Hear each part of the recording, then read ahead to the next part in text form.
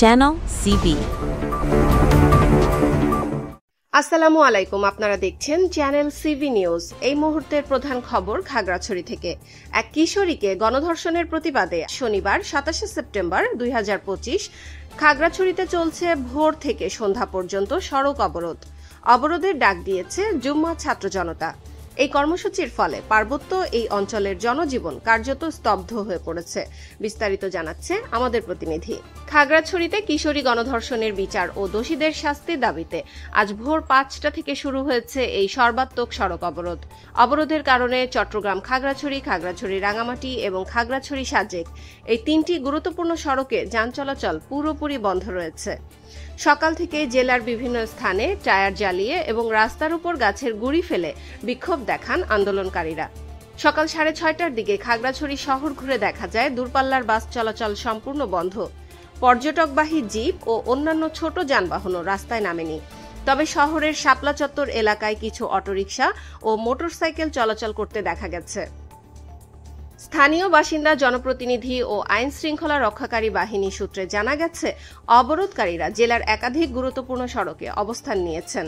এর মধ্যে রয়েছে খাগড়াছড়ি চট্টগ্রাম সড়কে চেঙ্গি ব্রিজ ও স্বনির্ভর এলাকা, খাগড়াছড়ি পানছড়ি সড়কে পেড়াছড়া টেকনিক্যাল স্কুল, ভাইবোন ছড়া ও গাছবাগান এলাকা, খাগড়াছড়ি দীঘিনালা সড়কে ৪ মাইল ও ৯ মাইল পয়েন্ট, খাগড়াছড়ি রাঙামাটি সড়কে মহালছড়ি ২৪ মাইল এবং সিঙ্গিবালার মতো স্থানগুলো।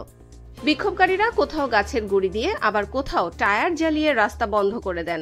পরবর্তীতে অবশ্য পুলিশ বিভিন্ন স্থান থেকে সেই জ্বালানো টায়ার ও গাছের গুঁড়ি সরিয়ে সড়ক চলাচল করার চেষ্টা করছে।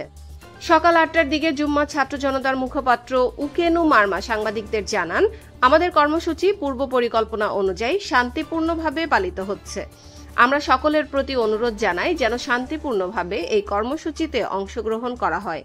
অন্যদিকে খাগড়াছড়ি সদর থানার ভারপ্রাপ্ত কর্মকর্তা আব্দুল বাতেন মৃধা জানান, রাস্তায় ১-২টি টায়ার পোড়ানো হয়েছে এবং কিছু জায়গায় ব্যারিকেড দেওয়া হয়েছিল। তবে এখন পর্যন্ত কোনো অপ্রীতিকর ঘটনা ঘটেনি। ঢাকা থেকে আসা কয়েকটি বাসকে পুলিশের নিরাপত্তায় শহরে নিয়ে আসা হয়েছে। পরিস্থিতি নিয়ন্ত্রণে রাখতে পুলিশ সতর্ক রয়েছে।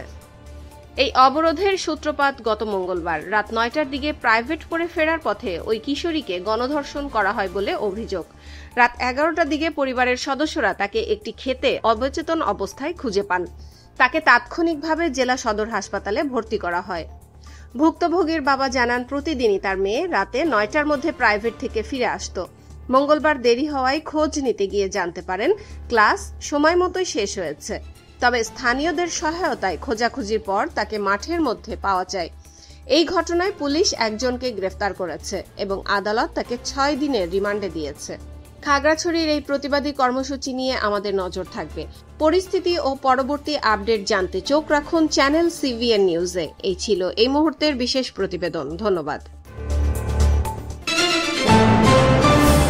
Subscribe now for daily news and updates.